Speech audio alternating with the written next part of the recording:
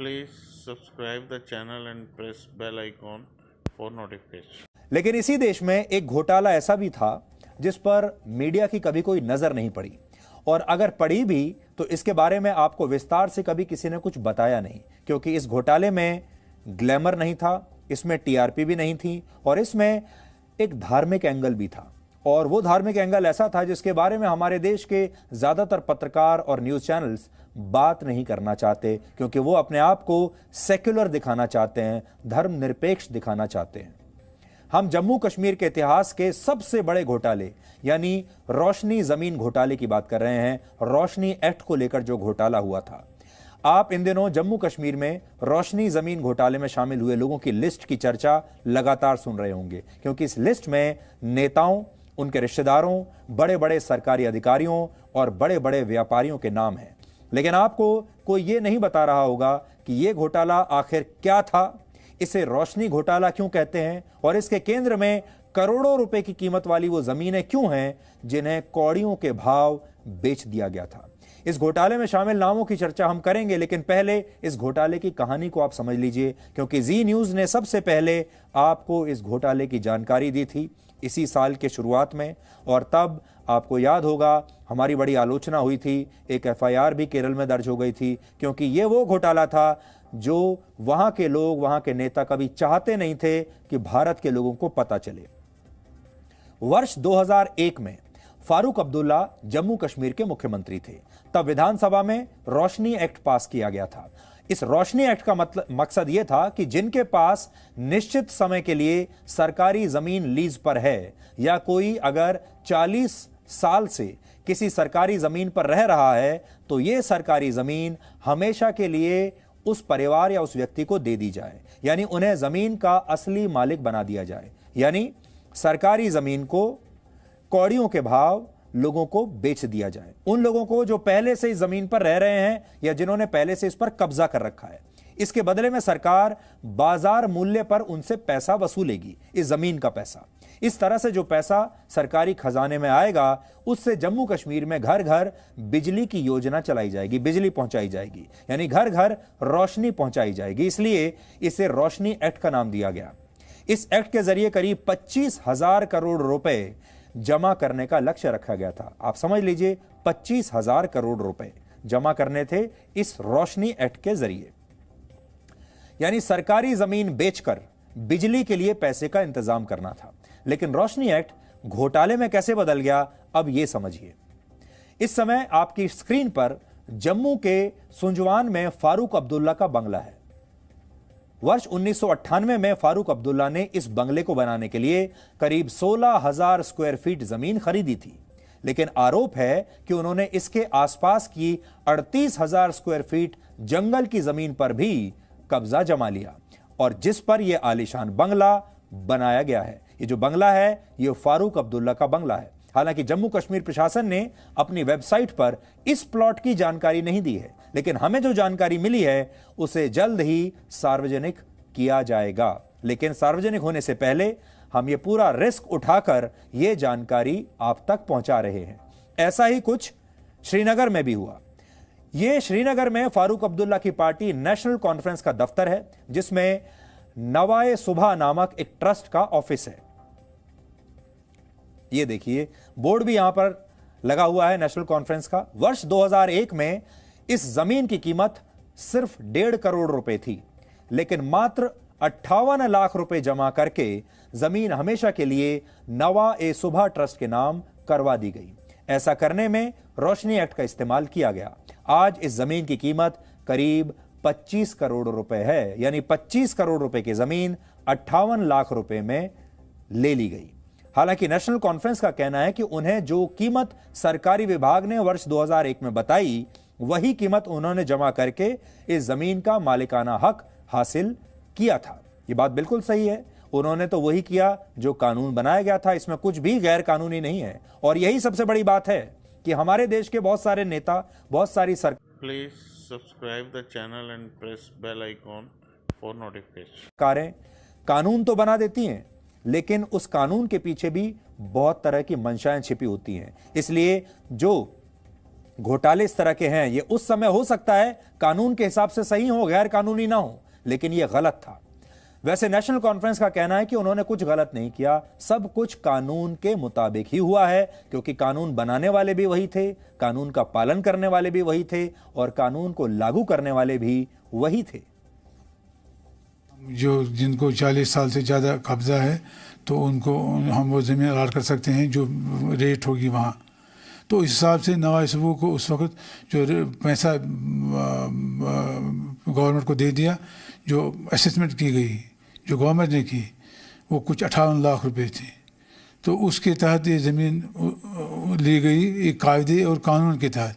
अगर कायदे और कानून की खिलाफ वर्जी हुई तो law will take on course, तो उसमें एक्शन लेंगे, चाहे वो मैं हूँ या कोई और हो। लेकिन अगर कायदे और कानून के तहत आपने कोई काम किया है तो फिर आपको बदनाम करने के लिए ऐसे ही कैंपेन चलाई जाएगी, तो वो दूसरी बात है। अब आपको बताते हैं कि यह रोशनी घोटाला हुआ कैसे। जमीन के मार्केट रेट और सरकार को दिए गए पैसे के अंतर में ही यह रोशनी घोटाला छिपा हुआ है। आरोप है कि सरकार में बैठे लोगों ने एक एक्ट बनाया, फिर महंगी जमीनों के सरकारी रेट बेहद कम करवा दिए और जमीनें बहुत ही कम कीमत पर खुद ही खरीद लीं या नेताओं को और अपने दोस्तों को दिलवा दी, जिससे सरकार को बहुत बड़ा घाटा हुआ और घोटालेबाजों को बहुत बड़ा फायदा हुआ। रोशनी के नाम पर कानूनी तरीके से गैर कानूनी काम किया गया, यानी ये कानून ही गैर कानूनी काम करने के लिए बनाया गया था। हाईकोर्ट ने रोशनी एक्ट को असंवैधानिक बताया है, सीबीआई जांच के आदेश दिए हैं और अब बड़े बड़े लोगों के नाम इसमें सामने आ रहे हैं। ये लैंड ग्रैबर्स गैंग है, ये जमीन पर कब्जा करने वाली गैंग है।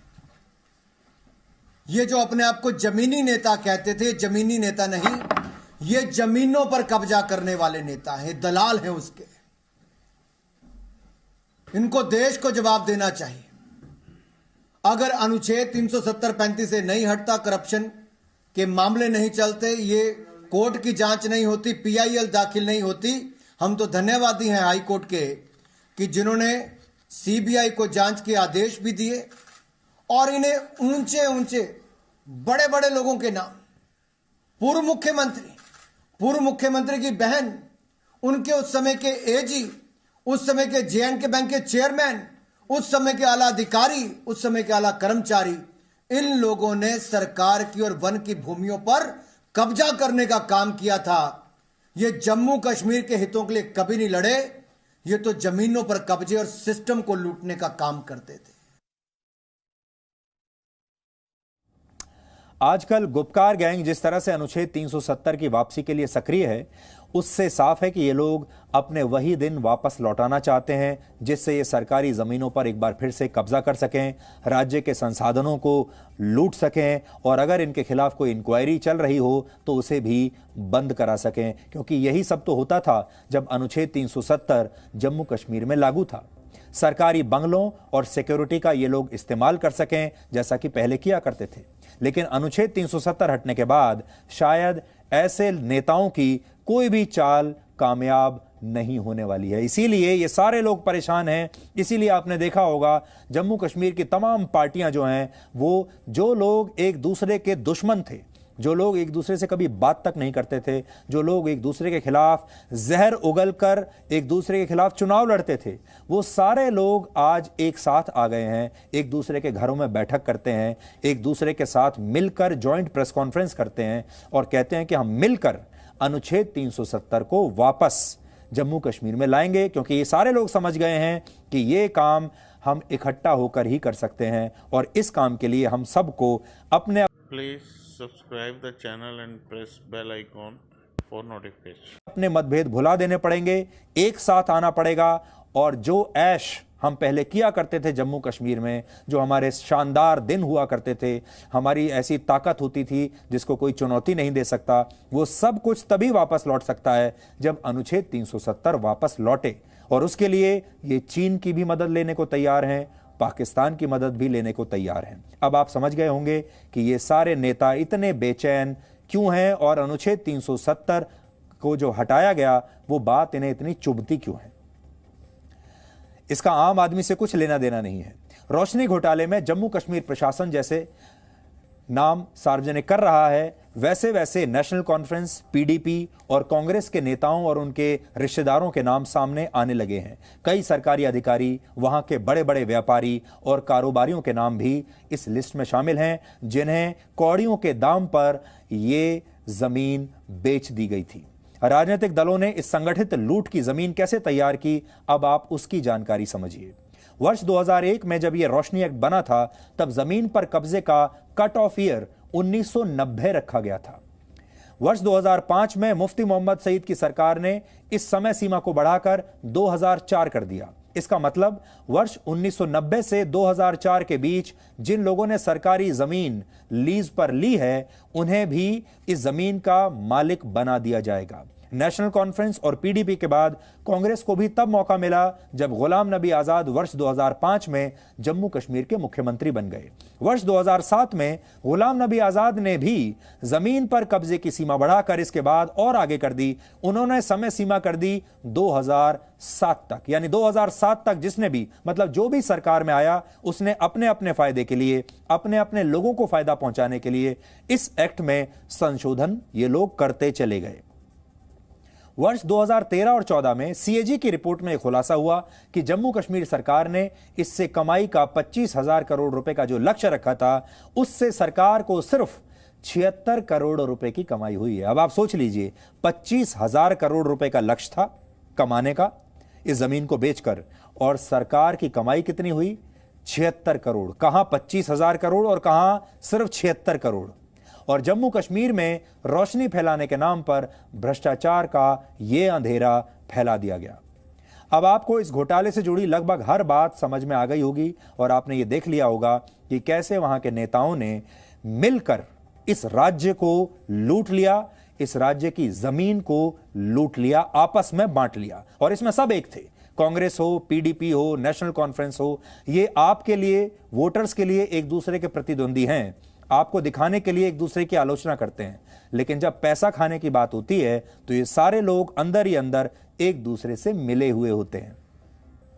इस घोटाले की खबर 11 मार्च को सबसे पहले हमने ही, यानी जी न्यूज ने ही देश को दिखाई थी, और तब भी हमारा बहुत विरोध हुआ था। हमने इसे लैंड जिहाद का नाम दिया था और कुछ लोगों ने हम पर यह आरोप भी लगा दिया था कि हमने इस खबर को धार्मिक रंग देने की कोशिश की है। इसके बाद मार्च के महीने में ही जम्मू से खबर दिखाए जाने पर हमारे खिलाफ केरल में एक एफआईआर भी दर्ज हुई, वो भी गैर जमानती धाराओं में, यानी डराने की कोशिश हुई, रोकने की कोशिश हुई, ये बताने की कोशिश हुई कि इस पर रिपोर्टिंग बंद कर दो वरना तुम्हें जेल में बंद कर दिया जाएगा।